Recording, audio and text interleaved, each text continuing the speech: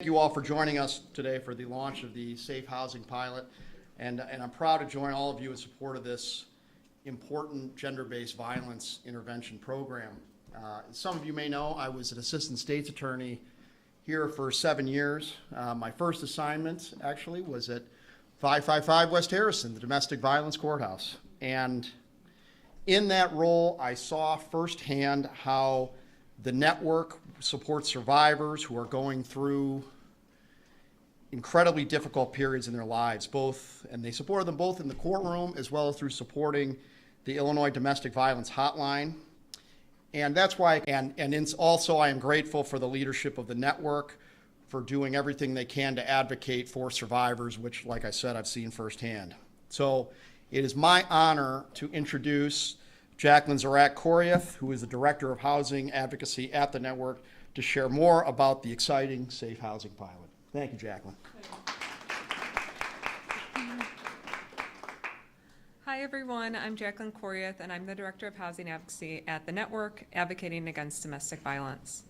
The network is a membership organization dedicated to improving the lives of those impacted by gender-based violence through education, public policy, and advocacy, and connecting community members with resources and direct service providers. We support survivors facing housing instability in many ways, including connecting them to shelter through our 24/7 statewide domestic violence hotline, conducting assessments for rapid rehousing, providing emergency cash or rental assistance, defending against unlawful evictions or discrimination, and advocating for changes in state and federal housing policy. Safe housing is an essential safety solution for survivors experiencing gender-based violence, and yet survivors are often forced to choose between their safety and their affordable housing. In our work, we are routinely connected to these survivors who live in site-based affordable housing and are unable to move with their subsidy after they have experienced gender-based violence. When survivors are unable to move out of the only housing they can afford, perpetrators have opportunities to inflict further violence and harm, and survivors spend every day simply trying to survive. Survivors we have worked with have lost their employment, had their homes destroyed, and have been hospitalized while waiting for safe housing. Some survivors have also lost family members. These losses are tragic, and the Safe Pilot was created to prevent them from happening. With the support of Michael Reese Health Trust and Crown Family Philanthropies and the partnership of Family Rescue and the Department of Housing, the Safe Pilot creates safe pathways that allow survivors in affordable housing to flee gender-based violence without losing their subsidy. Through the Safe Pilot, survivors living in DOH-funded apartments will be able to access low-barrier support to move by directly calling Family Rescue or the Illinois Domestic Violence Hotline. Survivors referred to the pilot will work with Family Rescue to receive individual support such as legal advocacy, counseling, and access to benefits and resources, and will identify their safety needs for relocation. For after hours and emergencies, the Illinois Domestic Violence Hotline will be available, as it always has been, for 24 hours a day, 7 days a week, with assistance in over 240 languages. DOH-funded housing providers are an essential partner in creating safe communities, and they will also refer survivors directly to the Safe Pilot. The network will work with housing providers to better understand and implement housing protections under the Violence Against Women Act so that survivors know what their rights are and how to access them. Housing providers involved with the pilot will also work with the network to identify availabilities within their affordable housing portfolio so that survivors can be matched to them based on their safety needs. The Safe Pilot fills a gap in our affordable housing system by creating a safety net for survivors to retain their DOH-funded housing subsidy when they need to flee gender-based violence. The network looks forward to working on this innovative pilot and facilitating pathways to safety for survivors living in affordable housing. Thank you to the Mayor, the Department of Housing, the Commissioner, Family Rescue, Michael Reese, and Crown for supporting this life-saving work. And I am very happy to introduce Mayor Brandon Johnson.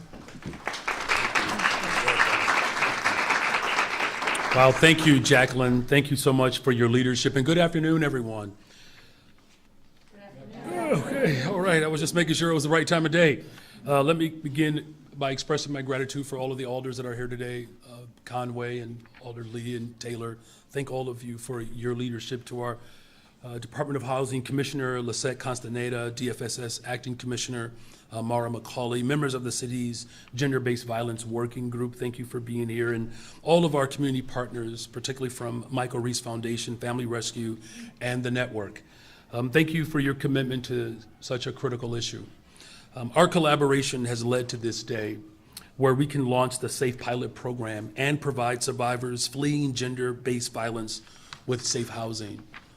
The Safe Housing Pilot Program was developed from my administration's Violence Prevention and Intervention Plan, the People's Plan for Community Safety, in collaboration with the Chicago Department of Housing. And with that, I'm also grateful for our Deputy Mayor, Community Safety, Deputy Mayor Gary Gatewood.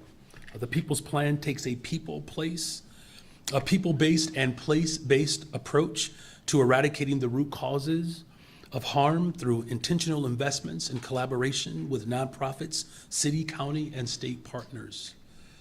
Our place-based investments range from developing affordable housing to removing barriers to public spaces and improving the efficiency in which we address infrastructure requests.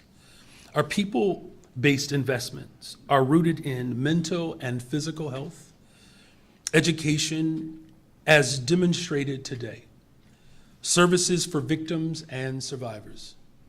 Community safety is a multifaceted topic. When we talk about community safety, we need to include discussions about gender-based violence. We also know that this is a moment of acute need for survivors and gender-based violence in our city.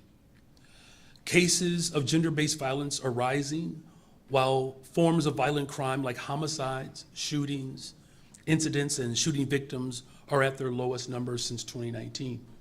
Gender-based violence is a pervasive issue that affects all of our 77 communities. And though we recognize it disproportionately, it's certainly felt in the Black, Latinx community. Indigenous women have historically been disinvested in as a whole. It has been my focus to hear directly from survivors of gender-based violence. And in my conversations, I've heard repeatedly that emergency housing is a necessity for those who are fleeing violence in their home. We know that our investments in increasing access to emergency housing for survivors of gender-based violence will enable long-term stability for survivors and their entire families. And that is how the People's Plan for Community Safety ensures that all Chicago residents have the opportunity to thrive and in turn contribute to safer communities. With continued targeted investments as part of the People's Plan for Community Safety, along with our full force of government, I am confident that we will see vibrant and safe communities. My administration will continue to convene the stakeholders across the city, county, and the state, all levels of government, with community working strategically to pull together all of our resources, our ideas, and best practices to serve all of Chicagoans. In closing, I want to again express my thanks to all of the city leaders that are here today, and particularly those who are our city council members, our partners who are focused on gender-based violence response and determined to foster safer communities. I look forward to the work ahead, and thank you all for your great work. And with that, it's my privilege to bring to the podium Department of Housing Commissioner, Ms. Lisette Constaneda.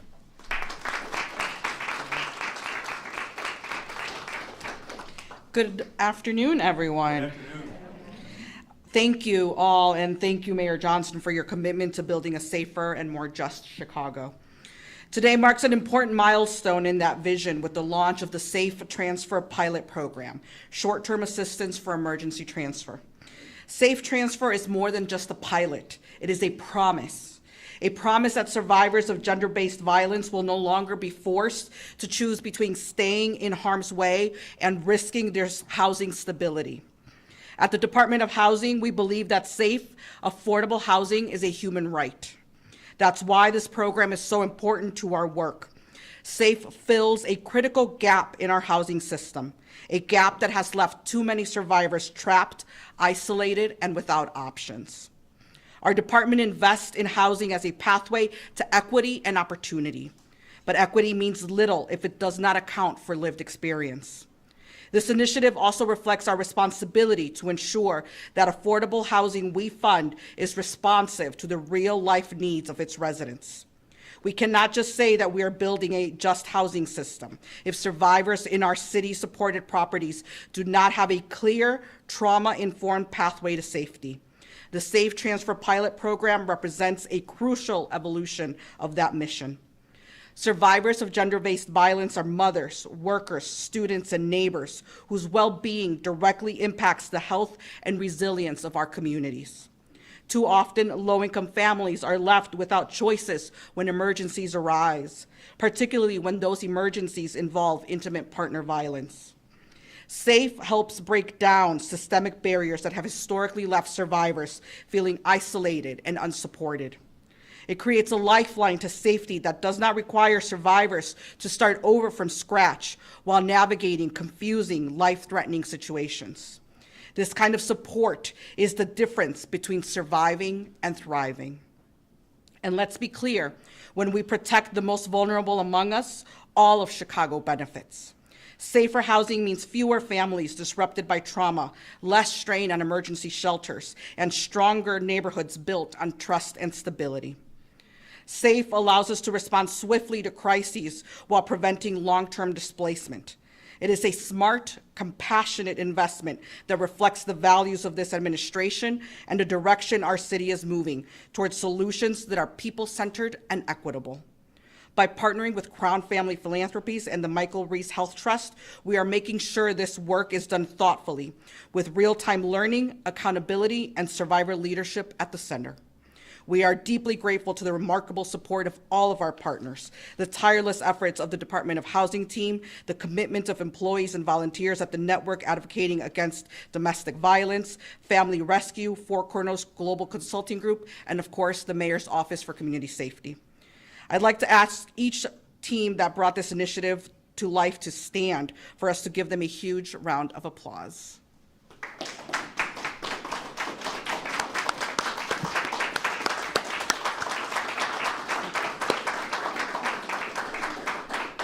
This pilot is more than just a program. It marks a shift in how we define safety in housing, reflects a deeper alignment with our shared values, and affirms our investment in people's dignity. This is what it means to build not just homes, but hope, and create a true haven in our community. Thank you. Up next, I would like to introduce the 11th Ward Alderwoman, Nicole Lee. Good afternoon, everybody. Good afternoon. Ooh, I like that response. That I've only seen that done by Cook County President Quinkle, and I've worked. I mean, everybody says good afternoon, so we're going to keep that in practice, Mayor. I'm so grateful to be here today with all of you for the launch of this Safe Transfer Pilot. As the chair of the Women's Caucus of the Council, it's an issue that is very close to home for all of us. There's not a corner of this city where domestic violence does not have a presence. So thank you again to all of you who made this pilot possible, making it easier for domestic violence victims within our public housing system to move homes without risking eviction or losing their housing assistance. You know, in this current fiscal environment, getting funding for anything is incredibly hard, so we're so grateful to Michael Reese and the Crown Family Charities for making this possible, for us to ensure that people, victims of domestic violence, have the resources that they need and they don't have to worry about where they're going to safely lay their heads at night as they're fleeing from their abusers. Thank you as well to the network and Family Rescue. I'm glad that you've been entrusted with the implementation of this program. And we're not just talking about numbers here, we're talking about real people. And just in the last couple of weeks, I've unfortunately had the occasion to try to provide some assistance to a constituent who's in this exact situation right now, where her abuser knows where she lives, and she's trying to get rehoused, and it's not an easy process. So we were grateful to be connected with this pilot and have already connected her with the network. And equally as important, if not more, is that this is not just about rapid rehousing. This is about the wraparound services that come with this. You can't just do one and not worry about the other. And when we have the opportunity to provide comprehensive services, we have a much better opportunity to help people get back on their feet. So thank you for all that you're doing, each and every one of you who stood earlier, and those of us that are around the room. We have to continue to do whatever we can to ensure that victims of gender-based and domestic violence have the resources that they need to not just survive, but thrive. Thank you.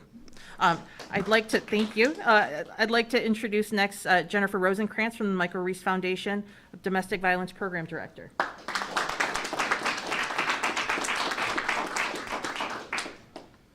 Hi, I'm Jennifer Rosenkrantz, Program Director for Domestic Violence with the Michael Reese Health Trust. Michael Reese is a public foundation devoted to ensuring all Chicagoans have the resources needed to lead healthy lives. We work with public and private partners across our city to advance community-driven ideas and opportunities to advance health equity. And we are proud supporters of the Safe Housing Pilot Program. At Michael Reese, we believe that stable housing is foundational for health and that all families deserve a safe place to call home, free from violence and fear. When a home becomes unsafe due to domestic violence, we have a responsibility to survivors and their children to get them to a safe place with the support they need as quickly as possible. And we know that's not happening right now, as survivors with housing subsidies are left without a clear process on how to transfer to a safe home. This means survivors are forced to remain in unsafe homes and lose their home entirely, contributing to our unacceptable rates of homelessness for women, children, and families who have experienced domestic violence. At Michael Reese, preventing domestic violence and ending homelessness are cornerstones of our work. And with this initiative, we are helping tackle both of these critical challenges. The Safe Housing Pilot Project will cut through the bureaucracy and rapidly move survivors to safe housing with the wraparound support that they need. This will keep more survivors safe, give them the support and space they need to become independent, thriving, and help our children grow up in healthy homes. This will make a real difference in the lives of Chicago families. But our work to prevent domestic violence cannot end there. At Michael Reese, we are committed to addressing domestic violence from all sides, keeping survivors safe, preventing violence from occurring or reoccurring, and building healthier families. Later this summer, we look forward to announcing new actions that will build on today's announcements and further our work to prevent domestic violence. Backed by a comprehensive research study, our organization plans to take aggressive action to interrupt violence and end cycles of abuse. More to come, but we are grateful to our philanthropic partners, the City of Chicago, particularly the Department of Housing, the Network, and Family Rescue for this critical step today, and look forward to our continued work together to keep families safe. And now I will turn the podium over to Latrice Sanders, Family Rescue Chief Operating Officer. Good afternoon, everyone. Thank you. I'm Latrice Sanders. I'm the Chief Operations Officer at Family Rescue. Since 1981, Family Rescue has been dedicated to eliminating domestic violence in the Chicago community by providing comprehensive support services. We do this by providing 5 wraparound programs: an emergency shelter, transitional and rapid rehousing, community outreach, and legal advocacy. Family Rescue's philosophy recognizes that housing and safety from gender-based violence are critically linked. During our over 40 years of providing advocacy services, we've come to recognize that one of the most significant barriers survivors encounter when leaving an abusive relationship is finding and maintaining safe and affordable housing. This is why we are extremely excited to be a part of the SAFE Pilot Program alongside the Network, Four Corners, and the City of Chicago. The SAFE Pilot Program will help ensure that survivors housed within the Department of Housing are no longer forced to choose between their housing and their safety. The program will assist in facilitating a safe transfer, connecting survivors to trauma-informed case management, and providing education and assistance to property managers and the community about survivors' housing rights and domestic violence. Family Rescue's role will be an advocate specialist who will be available to help survivors through every step of the transfer process and beyond, ensuring that we are receiving the emotional support and holistic services needed to achieve safety as defined by the survivor. The advocate specialist will support the survivor in developing a safety plan, connecting them with immediate resources, and providing long-term case management support throughout their transfer and beyond. They will be available to help them think through what a safe move will look like and act as a liaison between them and our partners when needed.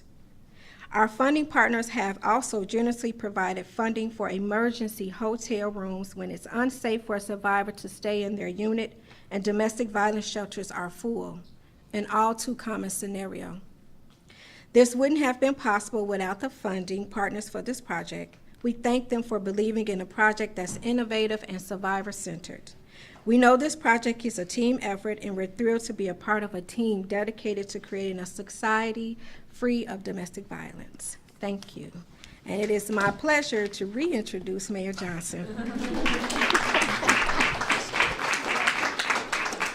Thank you. With that, we'll take questions. Okay, so we don't have a lot of time, so we're going to try to get everyone a question. Okay. We're going to start with on-topic questions. Anyone have an on-topic?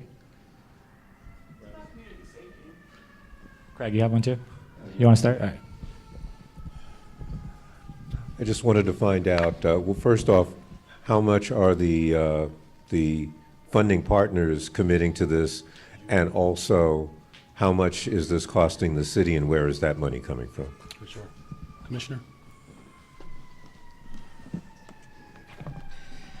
We have, so the city of Chicago is not directly putting any money aside for this just yet. It is a pilot program. And so we're really excited to be able to partner with Philanthropic for the $3 million that we will be using for the project for the pilot of it.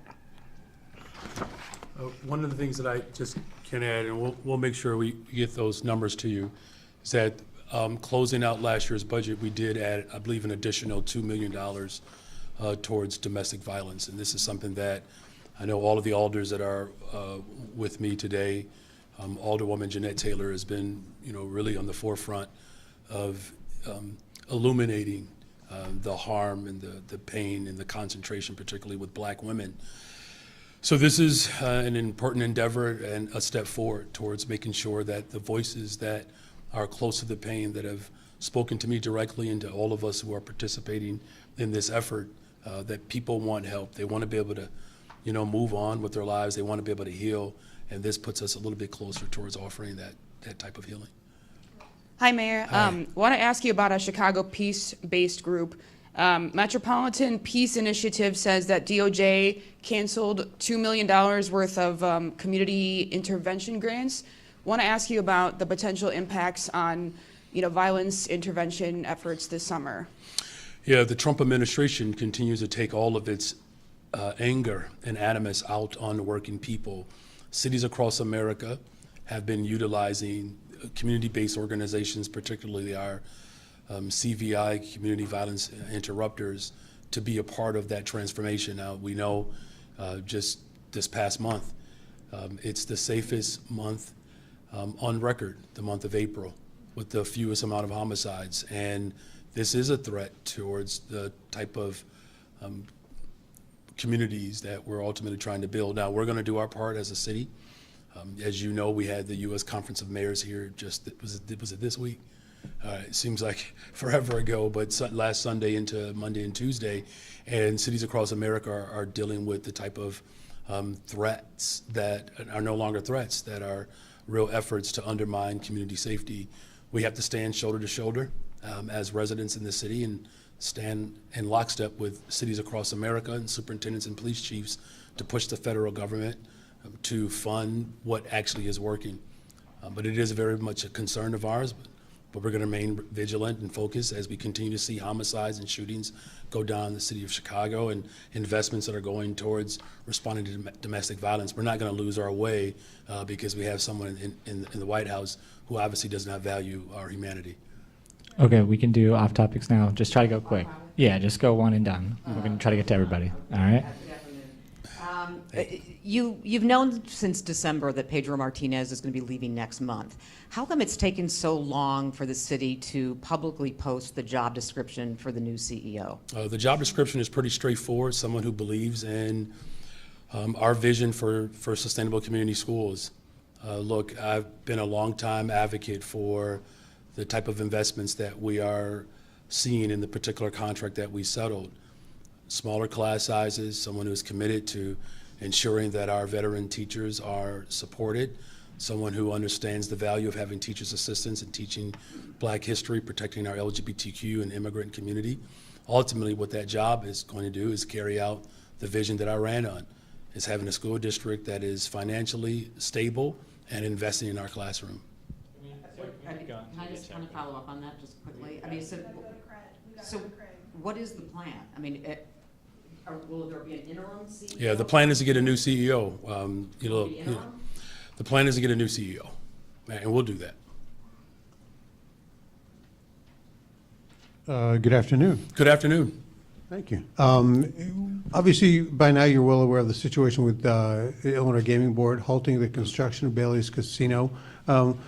Can you tell me what concerns you have about, first of all, the long-term project, but also that a allegedly mob-connected firm was doing work on this casino?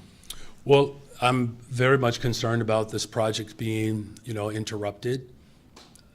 This is, an internal process and investigation that, we don't know the full scope or how long it's going to take.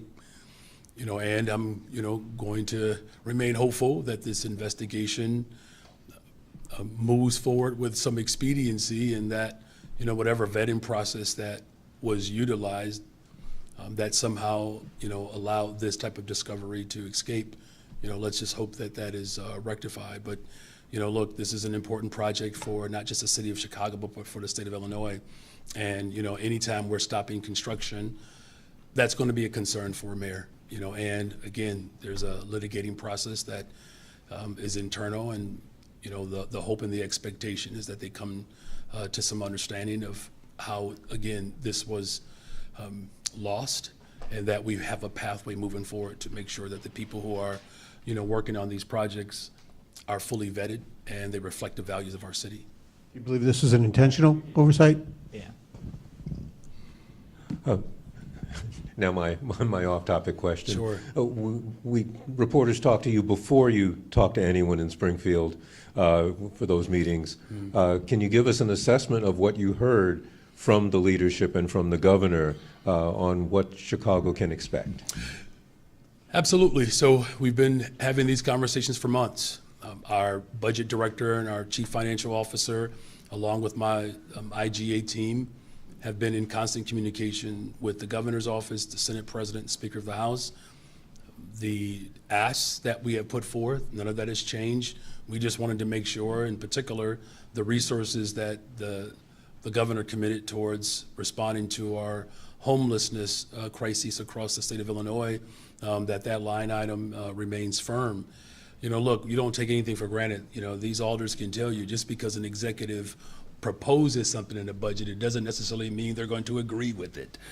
So it was very paramount for the city of Chicago to put a firm presentation forward to make sure that those resources are there. We talked about our categoricals, particularly around transportation, bilingual education, and special education. Right now, the reimbursement mechanism that has been used, that reimbursement, we believe, can be stronger, particularly at a time in which one of your colleagues mentioned about the threats, of course, that continue to loom at the federal level. There's a great deal of animus and spite towards public accommodations, but particularly education in particular. So there were very strong conversations around there. And my general assessment is that people know that the city of Chicago is moving in the right direction. Our investments are up, crime is down. This is going to take all of us to fight back against right-wing extremism in this country, to make the critical investments in the global capital of the world. So I feel positive and optimistic that the expectation that I had going into this session that we will fulfill all of those. Hey, Mayor. Hey. I've learned that a political group that opposes you and progressive allies and that says it will fight extremism has raised $10 million from 90 donors. What's your reaction to that, and what's your message to that wealthy group that seems to be gearing up to fight? Well, my message is the same. I'm going to stand up and defend working people. The fact that ultra-rich folks who have had unfettered access to the fifth floor that has caused the type of economic peril that we are now working to rectify collectively as a city, the fact that they oppose me, that's actually not breaking news. It's no wonder, right, that you have, again, the ultra-wealthy in this city or around this region want to attack a working class man with a working class agenda. I'm going to remain firm as the most pro-worker city in America, paid time off, abolishing sub-minimum wage. But we've also made it very clear that we're open for business. We're just not for sale. $11 billion of new economic development last year, more than 2022 and 23 combined. $8 billion of new investments that are happening right now. One of the most diverse city councils in terms of leadership, one of the most, if not the most diverse administration in the history of Chicago. More women who are working in city government than we've seen. So it's no surprise that those ultra-rich individuals are mad at that. You know, the days of which rich white men rule the earth, that day is over. Now, of course, they want to try to get their turn again, but we're going to stand firm. This is an administration that is committed to black, brown, white, Asian, young, old, the intergenerational, multicultural movement that propelled a working class person to this office. Of course, that's the threat to the oligarchy. It's the same individuals that are trying to protect the White House. It's no wonder. They don't have a vision, they don't have a mission, they just want power back. And the people of Chicago have stood firm. 30 years of malfeasance, 2 years with economic development and growth where we've seen violent crime go down. So clearly it's not about public safety. It's not about housing. It's not about mental health, right? It's not about youth employment and workforce. It's not about education. We are better in every single aspect of this city. Now, have we done everything right? I'll say it like this.